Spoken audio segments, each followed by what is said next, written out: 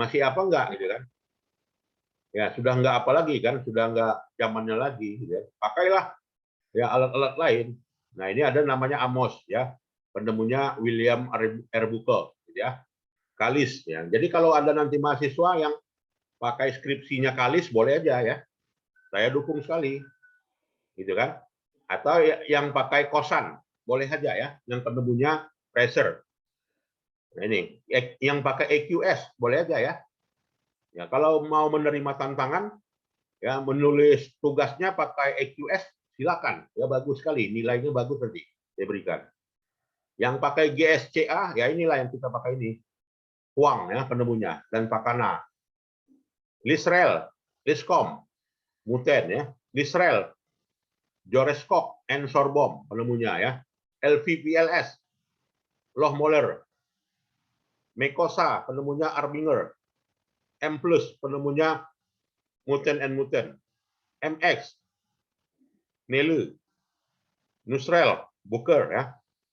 PLS Grab, Chin, PLS Jui, Lee ya. Ram, Michael Erdile, Ramona, Sepat, Smart PLS, William Christian Ringle. Ya. Nah, ini saya paling sering ini menggunakannya Smart PLS ya, Christian Ringle. Itu semuanya adalah aplikasi SEM ya, itu. Atau SPAT PLS, nah itu atau Tetrad. Nah ini Gallimore, Skinner, Price, and Kelly. Yang tujuannya semua ini adalah untuk menguji pendekatan formatif atau juga pendekatan reflektif tadi, gitu kan? Kalau dia SEM Tetran ini dia pendekatan reflektif, ya. Kalau Smart PLS pendekatan formatif. Nah, ini. Ya, cuman beda alat gitu ya. Ada Watt PLS. Nah, ini juga bagus ya digunakan gratis ya. Nah, ini. Dan banyak semuanya di sini adalah student version. Nah, saya yakin kalian mahasiswa semuanya udah familiar ya dengan aplikasi ini. Ya, jadi jangan sampai Pak saya nggak bisa yang menggunakan. Itu nggak boleh. Zamannya semua serba digital nggak bisa, gitu kan? Nah harus bisa ya. Nah ini, jadi inilah semuanya beberapa aplikasi software SEM yang kita mau pakai saat ini adalah GSCA ya, Huang and Pakana. Nah itu. Nah jadi dalam pendekatan SEM PLS ini ya banyak yang digunakan. Ada CB-SEM ya, ada varian SEM, ya ada SEM GSCA, ya disebut juga SEM pendekatan deduktif ya dari pembentukan model ke data. Ya. Ada juga SEM induktif yang sifatnya Tetran ya, atau juga disebut dengan SEM pendekatan induktif dari data ke pembentuk model ya. Ini. Nah kemudian inilah model 1 dan model 2 ya. Jadi kalau kita mau mengukur model ya ini bagaimana X1 ya, variabel independen atau dependen nih X.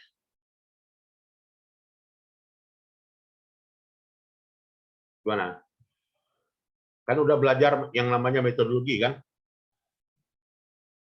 X ini independen atau dependen?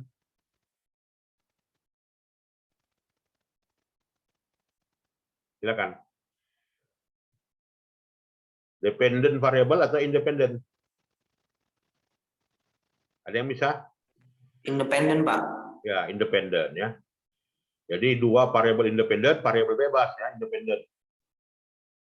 Mempengaruhi Y yang merupakan variabel dependen. Nah, jadi dua variabel ini membentuk yang mempengaruhi Y. Misalnya apa tadi? Misalnya apakah harga dan juga lokasi usaha, lokasi ruko berpengaruh terhadap penjualan, ya kan? Penjualan kedai kelontong. Nah, itu contoh sederhananya ya kan. Harga kedai kelontong ya dengan lokasi kedai kelontong berpengaruh terhadap omset penjualannya. Ya kan, kedai kelontong yang berada di pinggir jalan kan gitu kan, lokasi itu akan tinggi omsetnya dibanding dengan kedai kelontong yang di dalam gang. Ya, maka orang kalau mau buka usaha kedai kelontong, dia ambil kedai kelontongnya di pinggir jalan gitu kan. Kalau di dalam gang ya nggak kurang ya omsetnya. Nah, itu ya.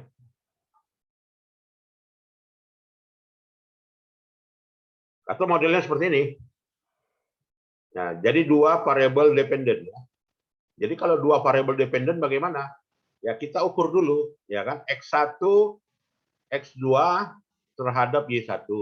Nah, itu ya kita ukur dulu. Lalu kita ukur X1, X2 terhadap Y melalui Y1. Nah, ini ya. Melalui Y1. Kalau apanya logikanya gimana nih? Kita contohkan terhadap apakah lokasi usaha dan harga toko kelontong berpengaruh terhadap omset penjualan, ya kan? Berarti X1 adalah lokasi, X2 adalah harga, ya kan? Y2 itu adalah omset. Y1 apa?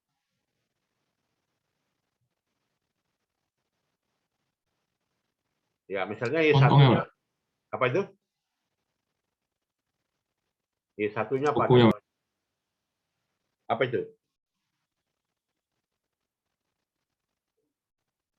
Silakan, Anda bisa memberikan contoh. Y1-nya apa? Lokasi kedai kelontong dan harga kedai kelontong berpengaruh terhadap omset kedai kelontong. Pelanggan ya Pak. Y1-nya pelanggan. Ya, boleh juga pelanggan ya. Semakin banyak pelanggan, maka semakin besar omset gitu kan. Bukan sebaliknya, makin besar pelanggan, makin turun omset. Enggak ya? Ya betul ya. Jadi Y1 jumlah pelanggan. Jadi kalau mau kita ambil data sekunder pun boleh ya kan. Harga, lokasi, kan? Lokasinya berapa kilo? Nah, lokasinya dari rumah pelanggannya berapa kilo gitu kan? Misalnya faktor-faktor apa yang menyebabkan dibukanya Alfamart, ya kan, di suatu jalan. Y2 misalnya kan, buka atau tidak misalnya. Atau kita guna survei data primer gitu kan. Misalnya kalian konsultan, coba survei gitu kan, apakah toko Indomaret, Alfamart bisa buka enggak gitu kan di suatu wilayah. Maka variabelnya adalah jumlah penduduk misalnya gitu kan, atau juga jumlah pendapatan gitu kan, lalu keputusan membuka Alfamart itu yang berpengaruh gitu kan. Variabel Y1-nya apa?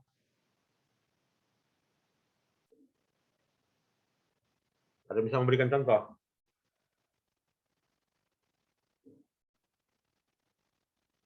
Ya, misalnya Y1-nya adalah apa ya, logistik. Nah, itu ya. Sistem logistik artinya makin jauh nggak jangkauan pengiriman barang dari kantor pusat ya ke gerai ya, ke gerai Alfamart yang mau dibuka. Logistiknya ya. Makin bagus, makin tidak, makin jauh atau makin dekat gitu kan. Ya, apabila makin dekat maka makin memudahkan ya, jenis barangnya banyak ya. Nah, itu. Cukup dimengerti kira-kira model 1 dan model 2 ini? Oke ya, paham ya? Ini teorinya dulu kita bahas gitu ya. Nah, jadi di sini kalau dia pendekatan regresi atau SEM, ya kalau regresi ya, pendekatan regresi tadi itu ya apabila hubungannya adalah hubungan yang linear ya, tidak terstruktur. Sedangkan pendekatan SEM ya hubungannya linear bisa dan hubungan unlinear bisa gitu kan. Jadi apa yang dimaksud dengan pendekatan yang tidak linear gitu kan? Ya, berarti ada variabel yang memperantarai atau juga variabel yang mempengaruhi hubungan antar variabel atau memperkuat ya.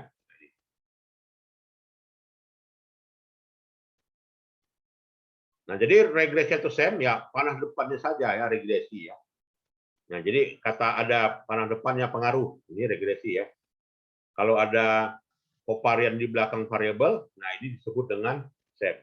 Jadi SEM itu cirinya adalah beberapa indikator.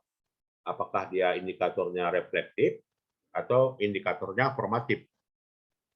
Kalau regresi nggak ada dia kan. nggak ada dimensi formatif atau reflektif.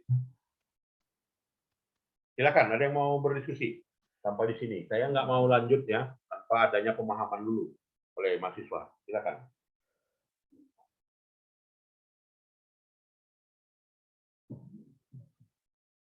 Cukup jelas lah ya, mana yang SEM, mana yang regresi ya. Nah inilah ya. Jadi kalau ini regresi atau SEM?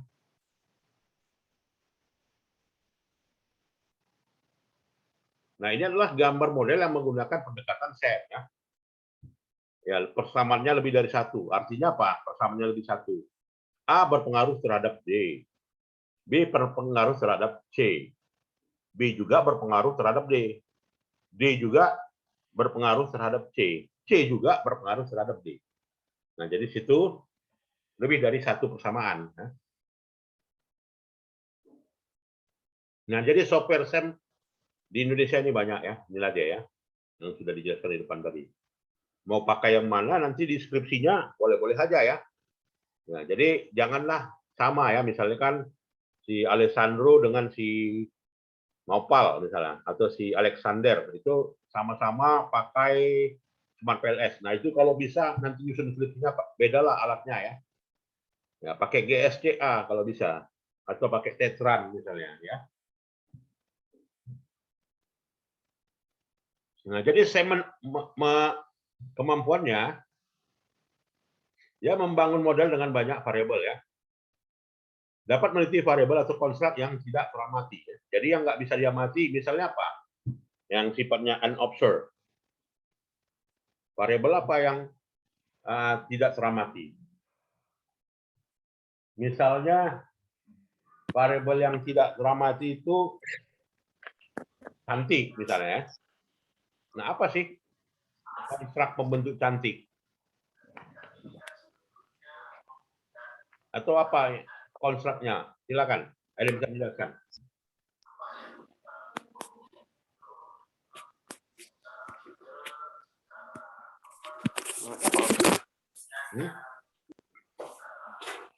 Ada bisa memberikan contoh? Yang sifatnya abstrak, gitu kan? Jadi yang nggak bisa dinyatakan secara nyata atau diukur dengan skala rasio, itulah namanya unobserved variable ya.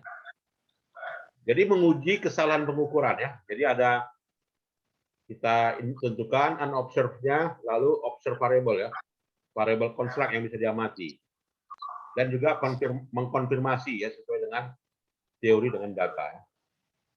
Nah jadi dalam step ini dia 4 langkah ini ya, buat model, menentukan observe, menentukan measurement, ya, pengukurannya benar atau salah, dan juga konfirmasi. Nah ini. Jadi model persamaan struktural lebih dikenal orang awam sebagai ya, structural accuracy modeling. Dibagi 4 ya. Dibagi menjadi 4, basisnya kovarian, yaitu dengan software Israel terutama ya, dan juga Amos, itu basis kovarian. Sedangkan basis kovarian seperti WattPLS, Smart PLS. Nah ini yang banyak dipakai oleh mahasiswa dalam menyusun skripsi, gitu ya. Atau juga SEM GSCA.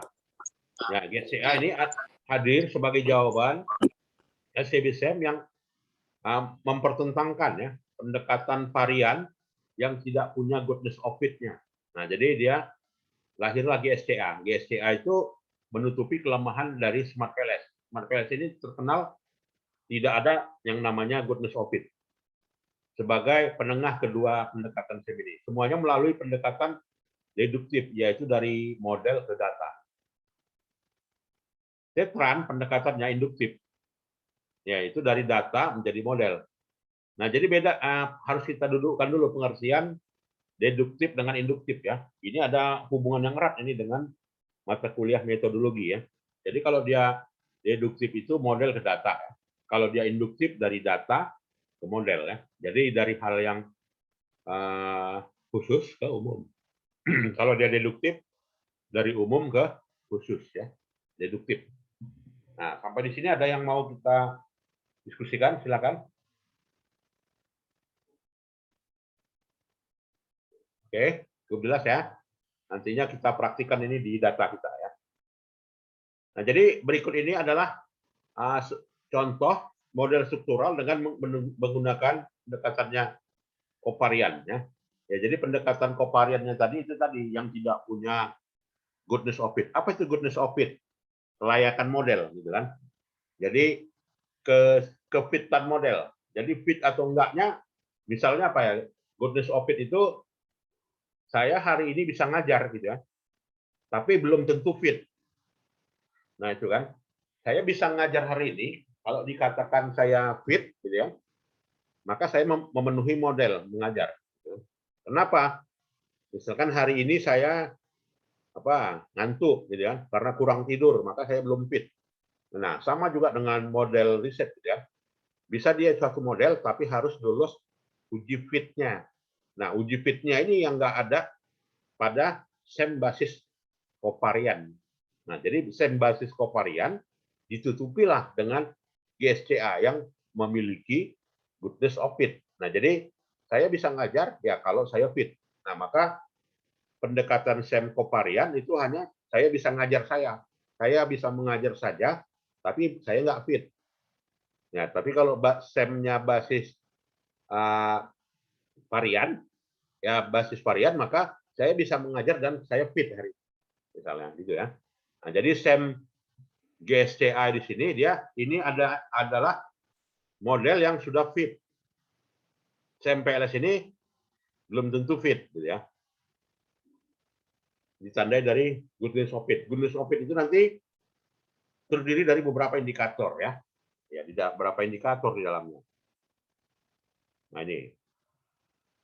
Nah, jadi beberapa pendekatan SEM ya. Di sini inilah ya beberapa indikatornya. Jadi banyak indikatornya ya. Misalnya akuntabilitas.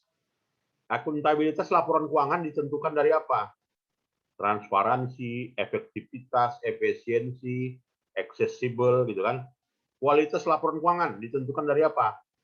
Dari kompeten, dari apa? Dari relevansi, dari timeliness, dari accessible, ya dari availability. Nah, kan banyak dimensinya kan. Nah, inilah pembentuk beberapa dimensi formatif maupun juga reflektif. Nah, itu. Jadi perbandingan antara SEM PLS dan CBSEM, nah tujuannya ini ya untuk SEM PLS untuk mengembangkan teori. Nah, itu ya. Jadi kalau kita teorinya udah ada, misalnya teori agensi, gitu kan? Teori agensi itu teori apa? Nah, siapa yang bisa menjelaskan apa itu teori agensi? Sebenarnya bisa langsung kan cek Google langsung. Apa? Itu enaknya belajar sekarang. Nah, kalau dia sudah ada teori agensi yang yaitu teori yang menghubungkan ya, hubungan antara prinsipal dengan agent. Ya kan? Prinsipal dengan agent di mana terjadinya hubungan yang saling tarik-menarik gitu ya. Di mana prinsipal itu menginginkan ya kan menginginkan return yang tinggi atau dividen yang tinggi. Dan agent itu harus melaksanakan ya atau juga memenuhi yang diinginkan oleh prinsipal ya dengan menghasilkan laba. Ya itu namanya ya agar dapat memenuhi ya apa yang diinginkan oleh prinsipal. Itu kan agensi teori ya. Nah, untuk CBSEM SEM basis kovarian tadi dia menguji teori atau mengkonfirmasi teori. Sedangkan GSCA itu untuk mengembangkan atau membangun teori ya, atau membangun teori atau mengembangkan teori. Ya, mengembangkan atau juga membangun. Nah, jadi beda ya, mengkonfirmasi dengan mengembangkan beda. Nah, maka yang mau kita pelajari ini adalah mengembangkan atau membangun teori.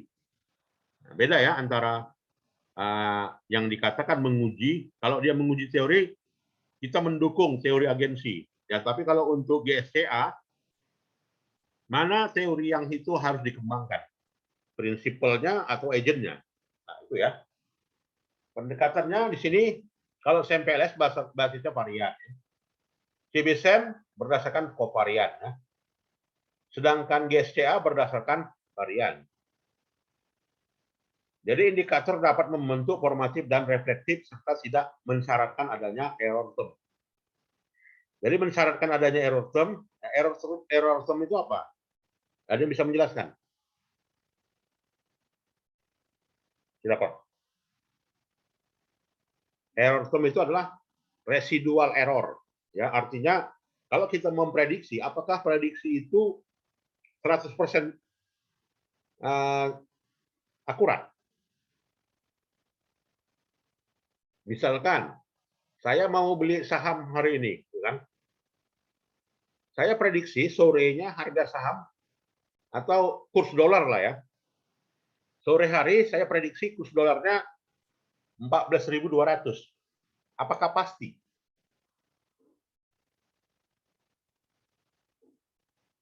Pasti atau tidak? Nggak pasti, kan gitu kan? Tidak, Pak. Nggak pasti. Kenapa? Saya bukan Tuhan, kan? Kalau Tuhan itu baru pasti, gitu kan?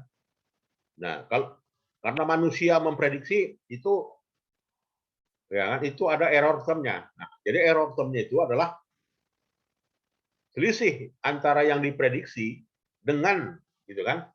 Dengan tingkat keyakinannya itu adalah disebut dengan error term.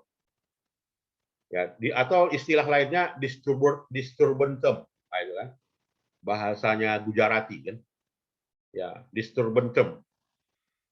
Nah jadi di situ kita tentukan gitu kan yang namanya error term. Udah pasti ya, setiap dari ramalan pasti ada error term.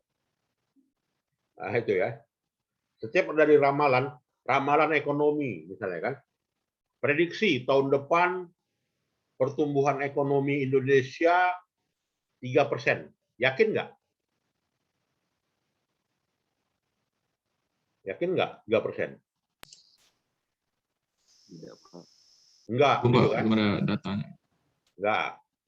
Datanya, dengan data yang dari BI, yakin nggak 3% deh tahun depan? Katanya Bank Indonesia apa gitu kan, lembaga yang kredibel gitu kan, yang punya data. Kita prediksi dari data kan, kita prediksi kan, pakai SPSS misalnya ya. Apakah benar 3%? Belum pasti, Pak. Nah, Karena belum tahu apa yang akan terjadi ke depannya, Pak. betul. Ya, belum pasti. Itulah namanya error term. Jadi saya prediksi 3%, ternyata 1%. Karena apa? Karena ada COVID, misalnya kan, COVID nggak dipertimbangkannya, malah negatif gitu kan. Nah kalau dia negatif berarti nggak pasti, kan gitu kan. Maka itulah yang dikatakan dengan error term. Jadi setiap penelitian itu harus ada error term-nya. Sedangkan kedokteran aja error term-nya 1%. Tingkat keyakinannya tetap ada error, gitu ya. Itu. Dan model struktural, ya dengan model struktural, modelnya ini kompleksitasnya besar, ya. Model dapat berbentuk rekursif dan juga non rekursif, berulang atau tidak berulang. Itu artinya ya. Sedangkan model GSCA, model kompleksitas besar dengan banyak konstruk dan banyak indikator ya. Karakteristik data ya, kalau dengan SEM kecil ya, tapi kalau dengan GSCA dapat kecil dan tidak mensyaratkan asumsinya normalitas. Ya, tapi kalau dengan pendekatan yang namanya CBSEM, ya ini harus ada asumsi normalitas. Nah, itu ya. Nah, bedanya itu tadilah. Dengan kata lain, evaluasi modelnya di sini harus ada goodness of fit, ya. Itu yang paling penting, ya. Nah, ini diadopsi dari Chin, ya, Hare, dan juga Huang atau juga virus, ya.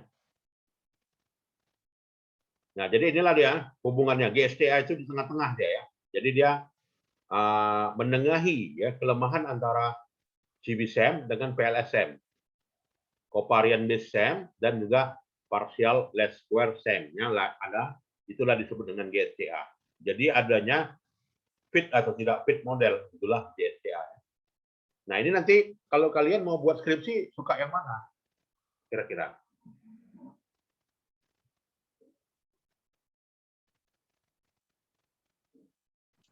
GSTA lebih bagus ya Pak nampaknya. Ya, lebih apa ya? Lebih akurat. Nah, artinya bisa mempertimbangkan sebuah model itu fit atau enggak, gitu kan? Nah, terutama yang untuk data primer ya, bukan tidak tertutup kemungkinan data sekunder apa ya, memungkinkan. Ya, boleh-boleh aja, ya sah-sah aja ya, baik itu CBCM, GSTA atau juga PLSN ya, dalam memprediksi.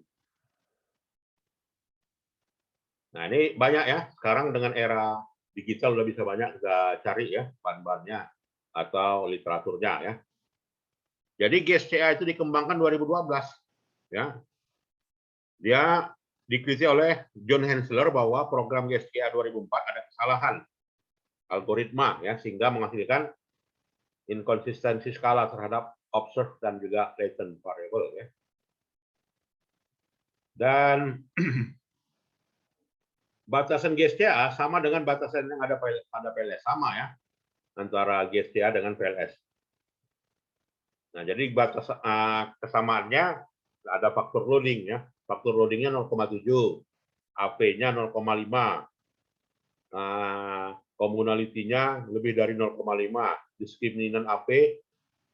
Nah, ini akar AP-nya harus lebih besar daripada korelasi variabel laten ya.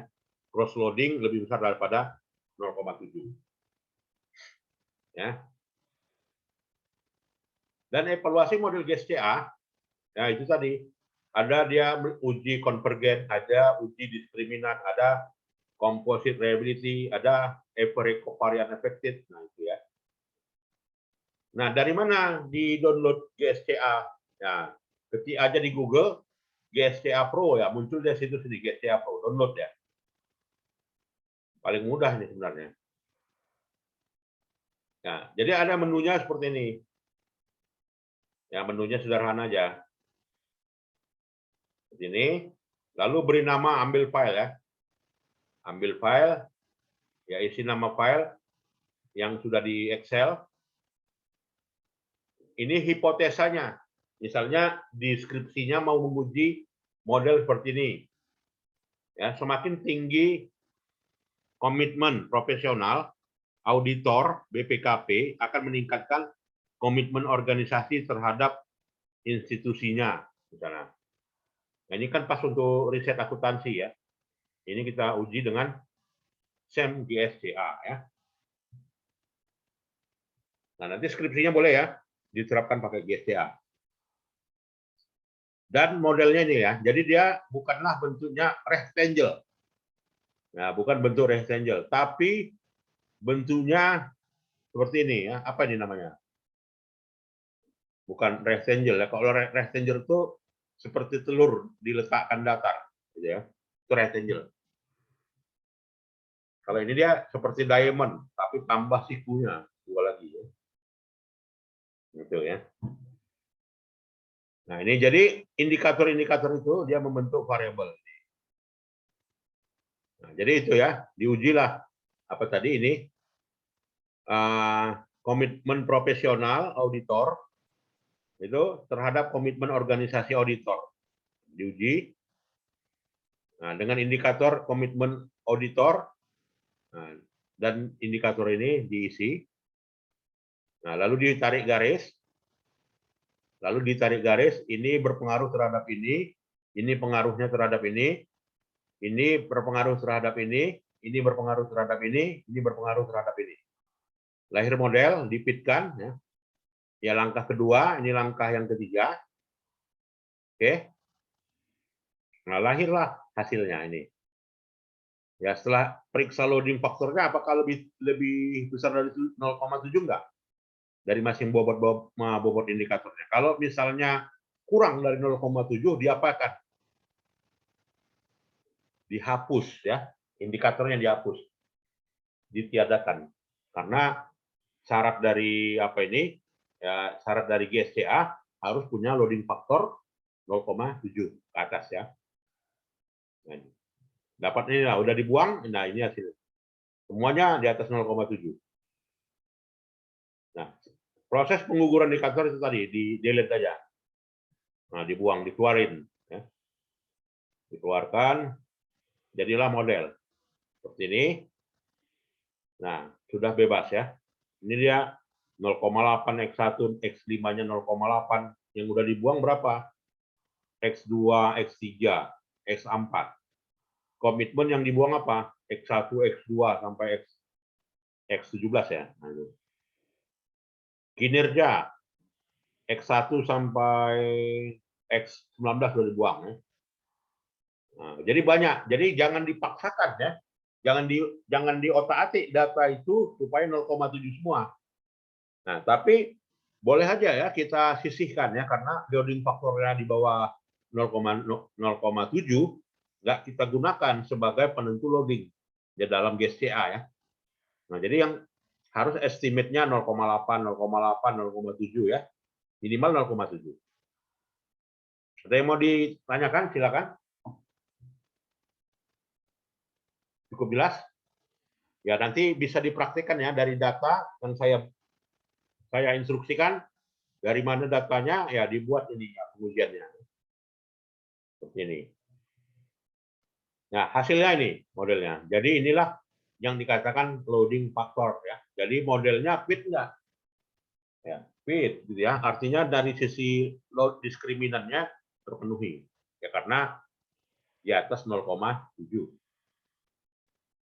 Ya, lalu kita cek nilai Cornell-Reker criterion harus lebih besar daripada konstruk yang ada ya. Lebih dari konstruk yang berada di bawahnya. Jadi Cornell-Rekernya ini komitmen misalnya 0,86, komitmen P ya 0,88, kinerja 0,7, kepuasan ya 0,83. Jadi dia harus lebih besar daripada konstruk yang berada di bawahnya ini. Yang di atas ini harus lebih besar ya.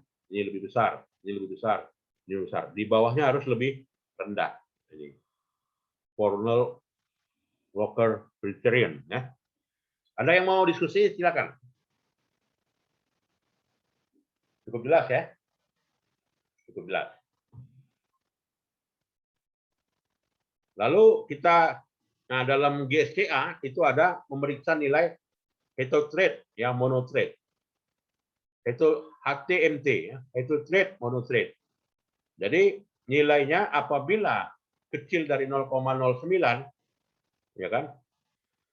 Ya, nilai periksa nilai heterotrade-nya terpenuhi ya apabila dia kurang dari 0,09.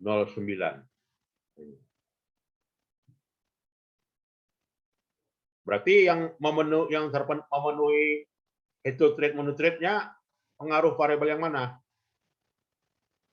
Nah, ini yang komit P terhadap kinerja ya. Karena dia 0,055 kan itu di bawah 0,09. Yang lainnya kan di atas ya. Nah, komit terhadap komit ya 0,36. Lalu kita periksa AP-nya. AP-nya lebih besar 0,5 ya. Nah, ini. Jadi untuk mengukur validitas dan reliabilitas ya. Nah, jadi kalau misalkan yang menjadi pertanyaan, uji validitas ini, uji reliabilitas ini uji apa ini? Ya apabila kita menggunakan data primer gitu ya, artinya data kuesioner. Ya, jadi kalau data kuesioner itu AP-nya lebih besar 0,5. Reliabilitasnya lebih besar daripada 0,7. Validitas itu artinya butir-butir pertanyaannya itu valid. Kalau dia reliabilitas, apa yang kita tanyakan itu memang bisa diandalkan untuk si penanya, kepada penanya. Misalnya, kalau kita pernah tanyakan merek mobil gitu ya, atau kualitas sebuah mobil, kita tanyakan kepada kalangan nelayan, apakah riset itu memenuhi kriteria reliabilitas?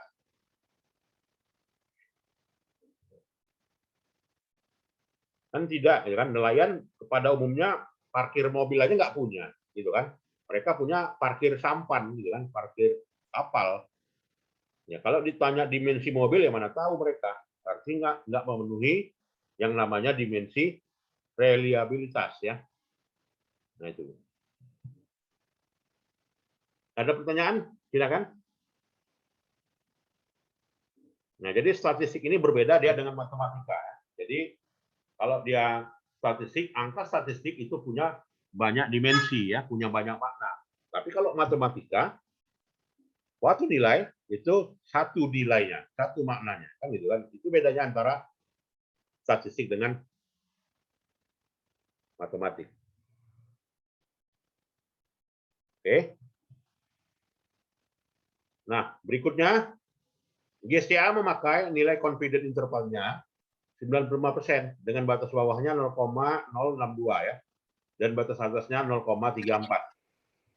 Nah, kalau kita lihat, jadi antara batas bawah dengan lower dengan upper, ya, lower dengan uppernya bagaimana ini? Nah, ini dia. Antara 0,34. Nah, ini ya, 343, 345. Nah, berarti kan dia masuk wilayah ya, masuk wilayah. Kalau ada yang 0,05 nggak terpenuhi gitu ya. Nah, jadi situ kalau di dalam SPSS namanya FIF ya, varian inflation factor ya. Nah, varian inflation factor dan apa itu satu lagi ya? Ya, menurut Imam Ghazali 10 katanya kan. Nah, ini. Dan nilai R square-nya 0,6, 0,03, 0,19 ya. Nah, ini. Besar ya. Nilai efek size-nya 0,02, 0,015, 0,35 ya. Jadi model fit-nya, jadi dihitunglah model fit-nya. Jadi fit-nya ya misalnya 0,545. Nah, itu dia dihitung berapa persen. Ternyata 54,5. Fit-nya berapa? GFI-nya berapa? SRMR-nya berapa? Fit-nya berapa? OP-nya berapa? Nah, itu dihitung ya. Nah, jadi modelnya ini, lahir modelnya ini seperti ini. Sederhana aja ya. Sederhana ya. Lalu loading faktornya boleh. Tapi kalau nanti di dalam tulisan jurnal internasional langsung aja ya, signifikan tidak signifikan. Tapi mau kita abaikan goodness of fit-nya, maka kita boleh pakai alat lainnya, seperti misalnya SEM basis kovarian tadi ya. Nah, itu. Nah, inilah model seluruhnya. Model seluruhnya ya. Oke. Modelnya ini. Oke ya. Baik, ada yang mau kita diskusikan? Silakan. Jadi gambarnya nih.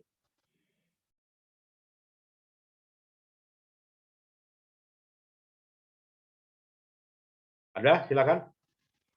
Oke, kalau nggak ada, saya kira itu saja lah ya perkuliahan kita. Dan nantinya saya berikan tugas ya mencari data ya. Nah, nanti datanya saya berikan informasinya sama Komtik. Baiklah, saya kira itu saja perkuliahan kita dan kita lanjutkan di pertemuan berikutnya ya di next week ya. Oke, selamat pagi, salam sejahtera, sehat selalu ya. Assalamualaikum warahmatullahi wabarakatuh.